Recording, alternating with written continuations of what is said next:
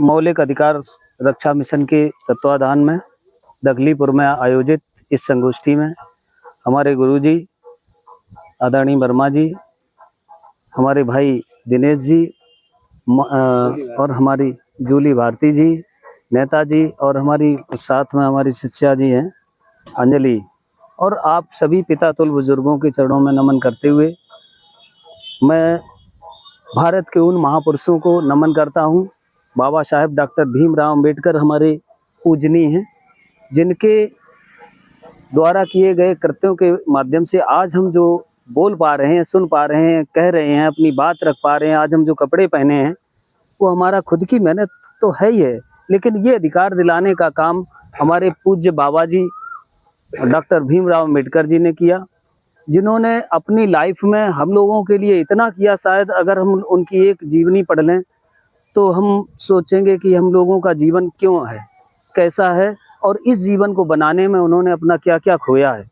क्योंकि समय बहुत कम है, इसलिए मैं बाबा साहेब के कहीं अगर बाबा साहेब का कार्यक्रम हो तो मैं उसमें अपनी बात को रखता हूं, और उसमें आपको बताना चाहूँगा कि बाबा साहेब हमारे लिए क्यों इष्ट हैं।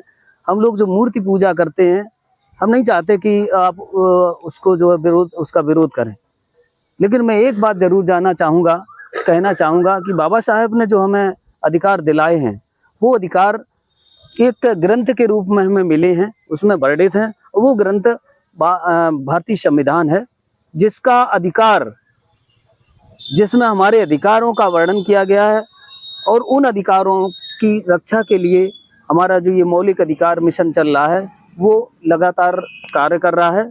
तो उन अधिकारों की जागरूकता तभी होगी जब हम उन अधिकारों के बारे में पढ़ेंगे, समझेंगे। जैसे हमारे यहाँ अभी सभी बुजुर्ग बैठे हुए हैं और युवाओं की बहुत कमी है। हमने बहुत पढ़ाई की, जैसे हम ही को ले लें, हमने MSc किया, B.Ed किया, MA किया, LLB किया, तमाम डिग्रियां ले ली, लेकिन जब हम अपने अधिकारों की बात करते हैं, हमें जानकारी नहीं है, तो हम लड़ाई किससे लड़ेंगे। आज के परिप्रेक्ष्य में जो सत्ता पक्ष जो चल रहा है, 2014 से जो सरकार आई है, उन्होंने शिक्षा नीति, जो नई शिक्षा नीति लाई है, वो नई शिक्षा नीति क्या है।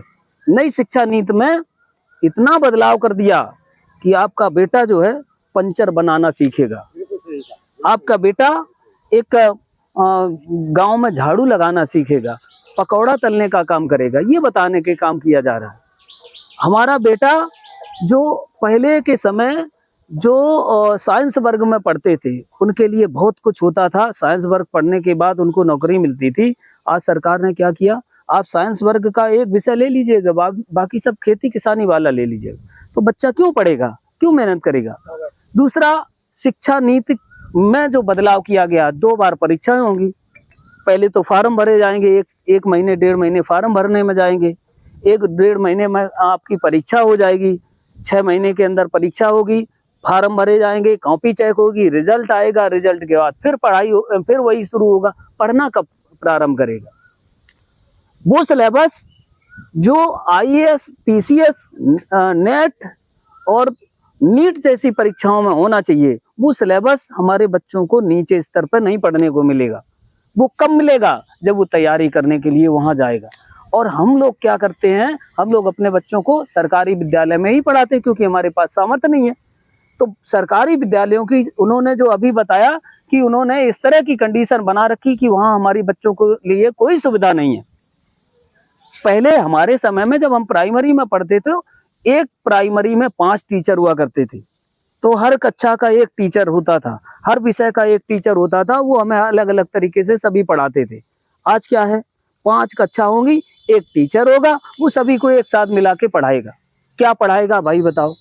5 का सिलेबस, 4 का सिलेबस, 3 का सिलेबस एक साथ पढ़ाएगा। हमारा बच्चा 1 में पढ़ रहा है, वो 5 का सिलेबस कैसे पढ़ लेगा।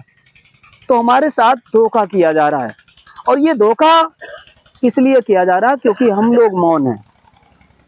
जिस दिन हम अपने अधिकारों की लड़ाई लड़ने के लिए तैयार हो गए, जिस दिन बाबा साहेब के मिशन को हम लोग आगे बढ़ाने में कामयाब हो गए, उस दिन मनुवादी संविधान को जो खतरे में डालने का काम कर रहे हैं, वो मनुवादी विचारधारा के लोग हमसे कतराने लगेंगे, डरेंगे, और आने वाले समय में इस बात को भी मानेंगे कि अंबेडकर विचारधारा के लोग ऐसे ही नहीं, बाबा साहेब को वो ऐसे ही नहीं पूछते हैं, नतमस्तक होते हैं, भले ही वो दिखावे में होते हैं, लेकिन उस ताकत को जानते भी हैं कि वो ताकत जिस दिन खड़ी हो गई उस दिन हमारे लिए इस देश में अधिकार नहीं बचेंगे। अभी जातिगत जनगणना की बात आई तो प्रधानमंत्री जी ने कहा जातिगत जनगणना होगी, हमें नहीं लगता कि होगी। अगर होती है तो हमारे लिए बहुत बड़ा ऑप्शन होगा कि इस देश में 1585 की जो लड़ाई मानवर कांसीराम जी ने लड़ी थी, उस विचारधारा में एक नया मोड़ आएगा और हमें हमारी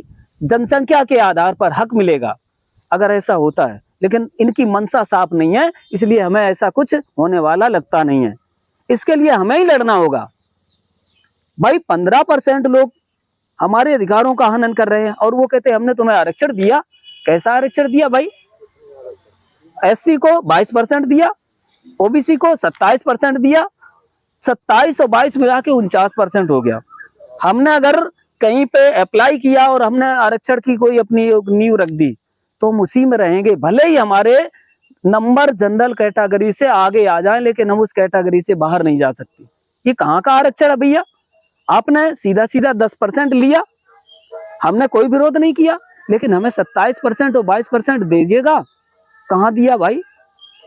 अब लेटरल एंट्री कर रहे हैं और लेटरल एंट्री में आईएएस पीसीएस बना रहे हैं। किसको बना रहे हैं? अब बताओ किसको बना रहे हैं? हमें नहीं बना रहे हैं, हमारे भाइयों को नहीं बनाएंगे। वो किनको बना रहे हैं? ये अपने रिश्तेदारों को बनाएंगे। इस देश के संसाधन जो 2014 से पहले जो सरकार बनी थी उसको आप गाली दे रहे हैं। जिसने इस देश में टेक्नोलॉजी लाने का काम किया, आईआईटी बनवाई, नीट जैसी संस्थान बनवाए, एम्स जैसी संस्थान बनवाए, उसको आप बेचने का काम कर रहे हैं। एक अच्छा बेटा होता है तो बाप के कर्मों को आगे बढ़ा, बाप के कमियों को दूर करता है और उसको उसकी संपत्ति को बेचने का काम नहीं करता है। और देश का प्रधानमंत्री जो जिसको लोग यशस्वी प्रधानमंत्री कह के पुकारते हैं, वो देश की संपत्ति को बेच रहा है। आप समझिए कितना जो है, जब भी कोई घटना घटित होती है आप समझ लिए कहीं ना कहीं चुनाव लगा है इस देश में। चाहे पुलवामा हमला लीजिए, उरी वाला लीजिए, कोई भी लीजिएगा, कारगिल युद्ध हुआ, आप देख लीजिएगा किस सरकार में हुए। इससे पहले भी सरकारें हुई, उन सरकारों में कभी ऐसा हुआ नहीं हुआ। लेकिन ये जानबूझ के चुनावी जुमला चल रहा है, इसको सतर्क होने के लिए हम लोगों को लड़ना ही होगा। अगर नहीं लड़ते हैं तो आने वाली पीढ़ियां गूंगी बहरी होंगी और बाबा साहेब के मिशन को धक्का लगेगा, हम लोगों की आजीविका जो है वो छिन जाएगी। इसलिए जागरूक होने की बहुत जरूरत है। आने वाले समय में मिशन को चला रहे हैं, इनके मिशन को आगे बढ़ाने का काम किया जाए और मिशन तभी आगे बढ़ेगा जब आप खड़े होंगे। इसके लिए हमें थोड़ा थोड़ा सहयोग करना है। भाई आर्थिक रूप से अगर हम मदद कर सकते हैं तो आर्थिक रूप से करिए, शारीरिक रूप से करना चाहते हैं शारीरिक रूप से करिए। कहीं ना कहीं मिशन को आगे बढ़ाने के लिए आपकी जरूरत है और आप इस मिशन से जुड़िए। अच्छा मिशन है, हम इसकी सराहना करते हैं और समय अभावश हम अपनी बात को यहीं पर विराम देते हैं और आज्ञा चाहते हैं कि हम कभी आप लोग दोबारा बुलाएंगे। हमारा गांव कंचौसी है, नगर पंचायत कंचौसी से चुनाव लड़े थे, आप लोग ज्यादा नहीं जानते होंगे, लेकिन मुझे मरना कबूल है, झुकना कबूल नहीं है। कभी भी स्वाभिमान सम्मान से समझौता नहीं करेंगे, कुछ भी हो जाए जिंदा रहना है। बाबा साहब ने हमें जो सिखाया है उस सम्मान को कभी बेचने का काम नहीं करेंगे। इसी के साथ मैं अपनी बात को समाप्त करता हूँ। जय हिंद, जय समाजवाद और जय भीम, नमो बुद्धाय।